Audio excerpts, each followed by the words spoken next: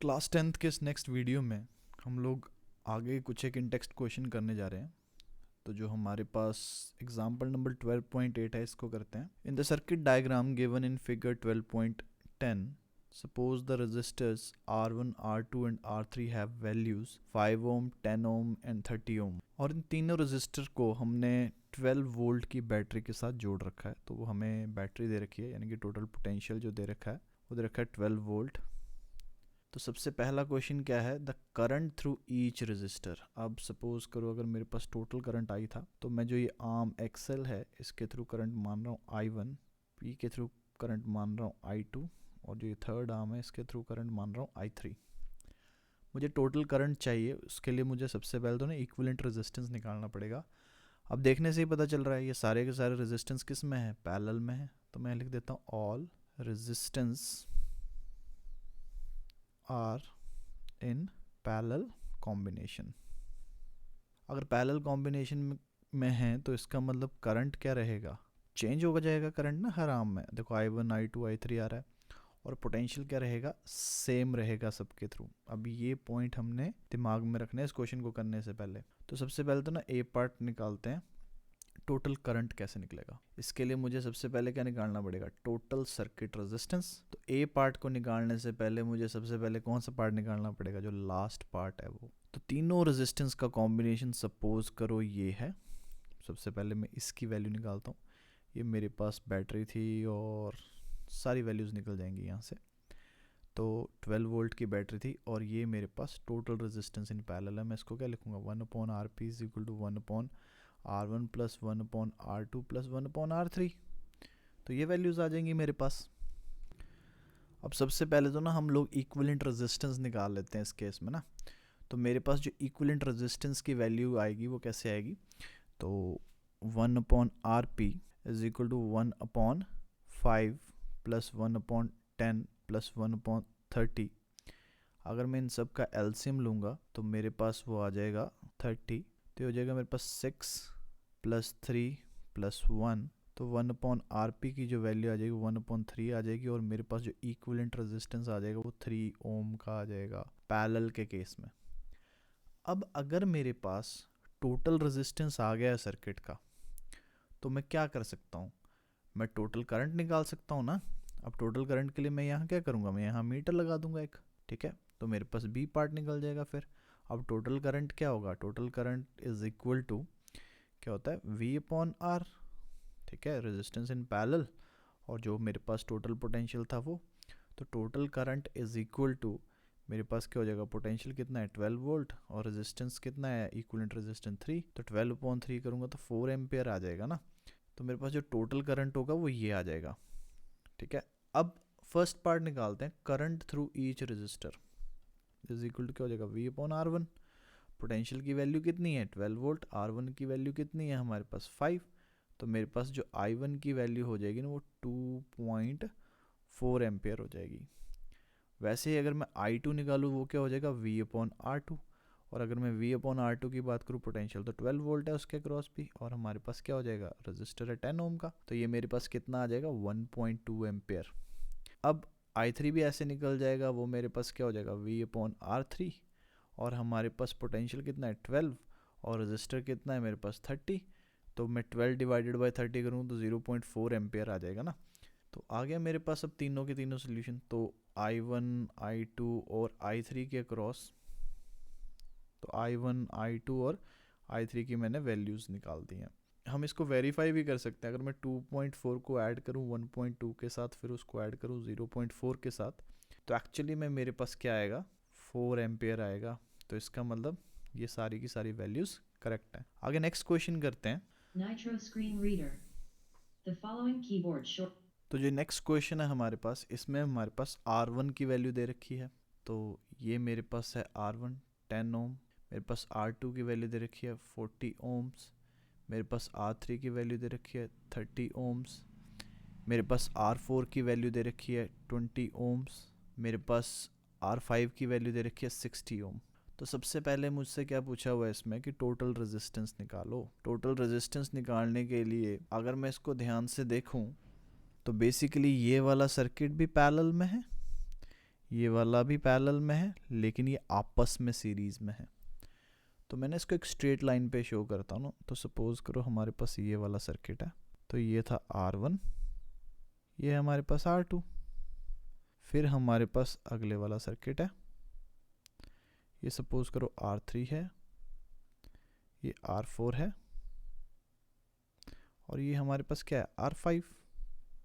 तो बेसिकली क्या हो जाएगा हमारे पास, इस केस में निकाल रहा हूँ RP निकाल रहा हूँ, R डैश निकाल रहा हूँ, इसको R डैश बोल देते हैं। 1/R1 प्लस 1/R2 हो जाएगा। इसका मतलब 1/R dash P is equal to 1/R1 की वैल्यू क्या दे रखी है उन्होंने, 10 ओम, और R2 की वैल्यू कितनी दे रखी है, 40 ओम।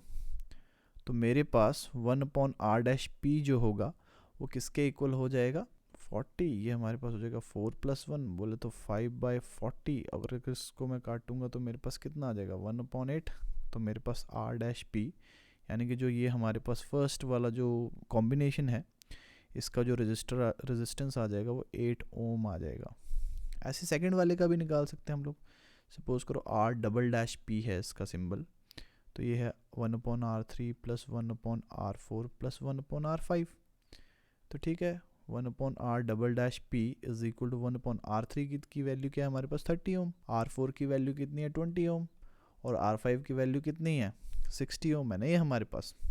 अगर मैं इस कैल्शियम लूँगा 60 होगा, तो ये मेरे पास हो जाएगा 2 + 3 + 1 बोल तो 6/60। तो बेसिकली ये मेरे पास कितना आ जाएगा, इसको काटने के बाद 10 ओम। तो अगर मैं इसका रेसिप्रोकल लूँगा, R डबल डैश P जो होगा वो मेरे पास 10 ओम आ जाएगा। तो ये मेरे पास 2 आ गए। अब अगर इसका मैं फर्दर सिंप्लीफाई सर्किट बनाऊँ, तो जो पहले वाला सर्किट है उसका रेजिस्टेंस 8 ओम आया है, जो दूसरे वाला सर्किट है उसका रेजिस्टेंस कितना आया था, 10 ओम आया था। तो जो टोटल रेजिस्टेंस होगा, क्योंकि ये आपस में क्या है, सीरीज़ में है ना, तो 8 + 10 कितना हो गया, 18 ओम हो गया हमारे पास जो टोटल रेजिस्टेंस होगा। अब अगर 18 ओम मेरे पास टोटल रेजिस्टेंस है, और मेरे पास जो बैटरी है वो गिवन है 12 वोल्ट की बैटरी लगा रखी है, तो 12 वोल्ट की हमारे पास बैटरी है। तो इस केस में अगर मुझे करंट निकालना है तो मैं इसमें मीटर लगा सकता हूँ ना डायरेक्ट। मीटर लगा दिया मैंने यहाँ पे 12। तो बेसिकली मेरे पास जो करंट की वैल्यू होगी वो क्या होगी, V/R। V क्या है मेरे पास, 12/18। 12/18 बोले तो 2/3, 2/3 बोले तो 0.67 एम्पेयर। तो ये मेरे पास टोटल करंट होगा 0.67 एम्पेयर।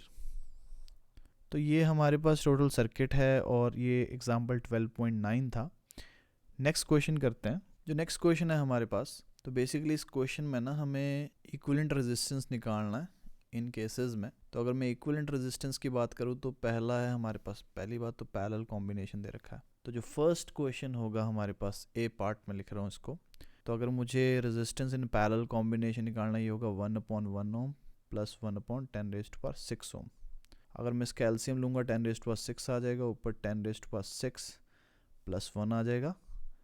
मैं रेसिप्रोकल करूँगा इसका, तो बेसिकली 10⁶ प्लस 10⁶ प्लस 1 आ जाएगा। ये ऑलमोस्ट ना इक्वल होता है 10⁶/10⁶ के। तो इक्विवेलेंट रेजिस्टेंस जो होगा वो 1 ओम के करीब आएगा। जब इतनी बड़ी फिगर्स के साथ डील करते हैं ना, तो हम नेग्लेक्ट कर देते हैं जो स्मॉलेस्ट जो क्वांटिटी होती है हमारे पास ना उसको। जो नेक्स्ट पार्ट है इस क्वेश्चन का वो क्या है, हमें रेजिस्टेंस इन पैरेलल निकालना है। इस बार 3 रेजिस्टर दे रखे हैं, 1/1, 1/10⁻³ प्लस 1/10⁻⁶। अगर मैं इनका एलसीएम लूँगा तो वो ऑब्वियस ही बात है 10⁻⁶ आएगा मेरे पास। ठीक है, अब ये हो जाएगा 10⁻⁶ प्लस 10⁻³ प्लस 1। अगर मैं इनको ओपन करके ऐड करूँगा, अब 10⁻⁶ का मतलब है हमारे पास 6 ज़ीरोज़ हैं, फिर 10⁻³ और फिर 1। तो ये मेरे पास क्या हो जाएगा, ये आएगा ना। अब मैं इसको नेगलेक्ट नहीं करना कर सकता, तो मैं यहाँ क्या लिख रहा हूँ, 1001001 अपॉन। तो मैं फर्दर इसका रेसिप्रोकल करूँगा ना। तो जब मैं इसका रेसिप्रोकल करूँगा तो मेरे पास बेसिकली जो रेजिस्टेंस आ जाएगा वो आ जाएगा 0.999 ओम। तो ये मेरे पास इक्विवेलेंट रेजिस्टेंस होगा। तो इस बात का ध्यान रखना है कि कब नेगलेक्ट करना और कब नहीं नेगलेक्ट करना है। ये वाली डिजिट कंपैरेटिव है इस डिजिट के, तो इसलिए हम इसको नेगलेक्ट नहीं करते हैं। नेक्स्ट क्वेश्चन करते हैं। एन इलेक्ट्रिक लैम्प ऑफ 100 ओम, तो सपोज करो इलेक्ट्रिक लैम्प है 100 ओम का, अ टोस्टर ऑफ रेजिस्टेंस 50 ओम, तो टोस्टर है उसका रेजिस्टेंस है 50 ओम का, अ वाटर फिल्टर ऑफ रेजिस्टेंस 500 ओम, तो रेजिस्टेंस है 500 ओम हमारे वाटर फिल्टर का, तो उनको हमने कनेक्ट किया है पैरेलल में, ठीक है, पैरेलल कॉम्बिनेशन में, उन्हें पैरेलल कॉम्बिनेशन बना दिया to a supply of 220 volt, 220 volt की ना मैंने इनको पोटेंशियल दे दिया 220 वोल्ट का, तो मेरे पास ये सारी वैल्यूज गिवन है। तो आगे ये पूछ रहे हैं what is the resistance of electric iron connected to same source that takes as much as current as all three appliances and what is the current through it। तो सबसे पहले तो मैं क्या करता हूँ ना, मैं इनको कंबाइन करके टोटल रेजिस्टेंस निकाल के करंट निकाल लेता हूँ सर्किट में, कि करंट कितना होगा सर्किट में, ठीक है। टोटल रेजिस्टेंस हमारे पास होगा 1/100 प्लस 1/50 प्लस 1/500, ठीक है। अब इसका जो एलसीएम होगा हमारे पास वो कितना आएगा 500, तो ये हो जाएगा मेरे पास 5 + 10, तो जब मैं इन सबको ऐड करूँगा तो मेरे पास कितना आ जाएगा 16/500, लेकिन ये तो 1/RP की वैल्यू है ना, और जैसे ही मैं हमारे RP का रेसिप्रोकल करूँगा तो ये कितना हो जाएगा 500/16 हो जाएगा, और जब मैं इसको कैंसिल आउट करूँगा तो मेरे पास जो डिजिट आ जाएगी वो होगी 250/8, इसको फर्दर कैंसिल आउट करूँगा 125/4, बस ये हमारे पास रेजिस्टेंस आ गया सपोज करो। अब मैं सर्किट में करंट निकालता हूँ, तो सबसे पहले तो मैं ये मान के चलता हूँ ना कि हमारा सर्किट जो है वो ये है, सिंपल सर्किट बना देता हूँ। यहाँ पे ये वोल्टेज हमने लगा रखी थी, ये 220 वोल्ट था, और जो हमारा इक्विवेलेंट रेजिस्टेंस निकला है वो है 125/4 ओम।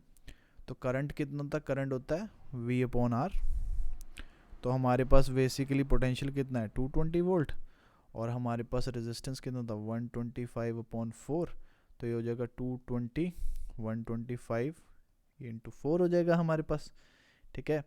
अब जब हम इसको फर्दर सॉल्व करेंगे तो हमारे पास आ जाएगा 7.04 एम्पियर, तो ये मेरे पास आ गया करंट।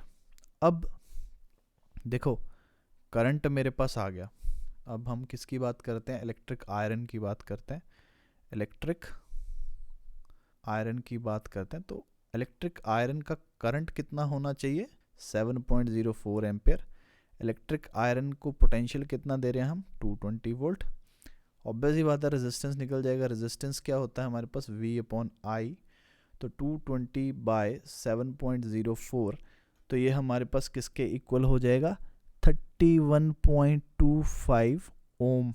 तो हमें 31.25 ओम की इलेक्ट्रिक आयरन चाहिए होगी अगर हमें इन तीनों डिवाइसेस के इक्विवेलेंट करंट खींचना होगा। जो नेक्स्ट क्वेश्चन है हमारे पास वो है what are the advantages of connecting electric devices in parallel with the battery instead of connecting them in series. तो जब भी हम बैटरी के साथ कनेक्ट करते हैं डिवाइसेस को ना, तो हम लोग पैरेलल में कनेक्ट करते हैं, हम लोग सीरीज़ में कनेक्ट नहीं करते। ऐसा क्यों, इसके ना कुछ एक एडवांटेजेस हैं, तो ये हमारे पास कुछ एक एडवांटेजेस हैं, तो इनको डिस्कस करते हैं। तो सबसे पहला क्या है, there is no division of voltage among appliances when connected in parallel. तो कहने का मतलब क्या है कि जब भी हम पैरेलल में कनेक्ट करते हैं तो जो पोटेंशियल रहता है ना वो सभी के क्रॉस सेम रहता है, वो डिवाइड नहीं होता सीरीज़ की तरह। जो सेकंड पॉइंट है हमारे पास, the potential difference across each appliance is equal to supplied voltage. अगर हम 220 वोल्ट सप्लाई कर रहे हैं तो सबके अक्रॉस 220 वोल्ट ही रहेगा। जो नेक्स्ट है, the total effective resistance of circuit can be reduced by connecting electrical appliances in parallel. तो अगर हम पैरेलल में ना इलेक्ट्रिकल अप्लायंसेस को कनेक्ट करते हैं तो पैरेलल में हमेशा रेजिस्टेंस कम आता है एज़ कम्पेयर टू सीरीज़। इस बात का ध्यान रखना कि जब भी हम पैरेलल में 3 रेजिस्टेंस को कनेक्ट करें या फिर हम सीरीज़ में 3 रेजिस्टेंस को कनेक्ट करें, सीरीज़ के केस में तीनों का जो इक्विवेलेंट रेजिस्टेंस होगा वो ज़्यादा आएगा, पैरेलल के केस में तीनों का जो इक्विवेलेंट रेजिस्टेंस होगा वो कम आएगा। तो ये कुछ एक 3 रीज़न हैं जिसकी वजह से हम लोग प्रेफर करते हैं पैरेलल कनेक्शन को जब भी हम बैटरी के साथ कनेक्ट करते हैं हमारे डिवाइसेस को। आगे फर्दर हम नेक्स्ट क्वेश्चन करते हैं। तो हमारे पास क्वेश्चन क्या, हाउ कैन 3 रेजिस्टर्स, 3 रेजिस्टर्स हैं, एक है मेरे पास 2 ओम का, एक है मेरे पास 3 ओम का, एक है मेरे पास 6 ओम का। अब ऐसे ऐसे क्वेश्चन है प्रैक्टिस से होते हैं, ध्यान रखना। कहते हैं हम इनको कैसे जोड़ें कि जो इक्विवेलेंट रेजिस्टेंस आए वो 4 ओम का है। अब ध्यान से देखो, अगर मैं ना पैरेलल में जोड़ दूँ किसको, 3 वाले को और 6 वाले को, 1/3 प्लस 1/6, तो ये मेरे पास 6 आ जाएगा यहाँ पे, 2 + 1 क्या हो जाएगा 3/6, और जो मेरे पास इन दोनों का जो पैरेलल कॉम्बिनेशन बन जाएगा ना वो 2 ओम निकलेगा। और अगर फिर मैं इसके साथ सीरीज़ में जोड़ दूँ किसको, सीरीज़ में ऐड कर दूँ 2 ओम वाले को, तो नेट रेजिस्टेंस कितना आ जाएगा, नेट रेजिस्टेंस 4 ओम आ जाएगा ना। तो जो पहले वाले का आंसर है वो तो ये है कि देखो ऐसे है हमारे पास, मैंने क्या किया, मैंने 3 और 6 वाले को जोड़ दिया पैरेलल में, और उनके साथ फिर बाद में किसको जोड़ दिया, सीरीज़ में जोड़ दिया 2 वाले को, तो ये मेरे पास पहले वाले का कॉम्बिनेशन आ जाएगा। जो सेकंड पार्ट है हमारे पास बी पार्ट, उसमें हम कैसे जोड़ें तीनों रेजिस्टर को कि हमारे पास इक्विवेलेंट रेजिस्टेंस 1 ओम आए। अब देखो ना, तीनों रेजिस्टर को सीरीज़ में तो जोड़ने से रहे, तो मैं तीनों को ना पैरेलल में जोड़ के देखता हूँ। तो 1/3 प्लस 1/6 प्लस 1/2, जो एलसीएम आएगा वो 6 आएगा, तो ये कितना हो जाएगा 213, बोल तो 6/6, काट के कितना आ जाएगा 1/1, तो मेरे पास रेजिस्टेंस इन पैरेलल कितना आ जाएगा 1 ओम। तो इसका मतलब मैं तीनों को पैरेलल में जोड़ूं तो 1 ओम की कंडीशन सेटिस्फाई हो जाएगी। तो बेसिकली अगर मैं इसका डायग्राम बनाऊंगा तो वो कैसे बनेगा, 3 रेजिस्टर हैं, तीनों के तीनों किसमें होंगे, पैरेलल में, तो 2 3 6, और इनको मैं जोड़ दूंगा किसके साथ, किसी बैटरी के साथ। तो ये 2 कॉम्बिनेशन और ये 2 डायग्राम है, ये तरीके हैं जिससे हम इन तीनों रेजिस्टर को अरेंज कर सकते हैं ताकि हमारे पास 4 ओम और 1 ओम का इक्विवेलेंट रेजिस्टेंस आ सके। तो नेक्स्ट क्वेश्चन करते हैं हमारे पास। नेक्स्ट क्वेश्चन के अकॉर्डिंग हमारे पास क्या है कि what is the highest and lowest total resistance that can be secured by combination of 4 coil resistance. Obvious ही बात है, हाईएस्ट कैसे आता है, सीरीज कॉम्बिनेशन, बोल तो 4 + 8 + 12 + 24, ये हो जाएगा हमारे पास 48 ओम। मिनिमम कब आ सकता है, पैरेलल कॉम्बिनेशन में। तो पैरेलल कॉम्बिनेशन में हमारे पास मिनिमम आ सकता है, तो मैं इसको कैसे लिखूंगा, 1/RP = 1/4 + 1/8 + 1/12 + 1/24। अगर मैं इनके एलसीएम की बात करूं तो मेरे पास कितना आएगा, एलसीएम 24 आएगा।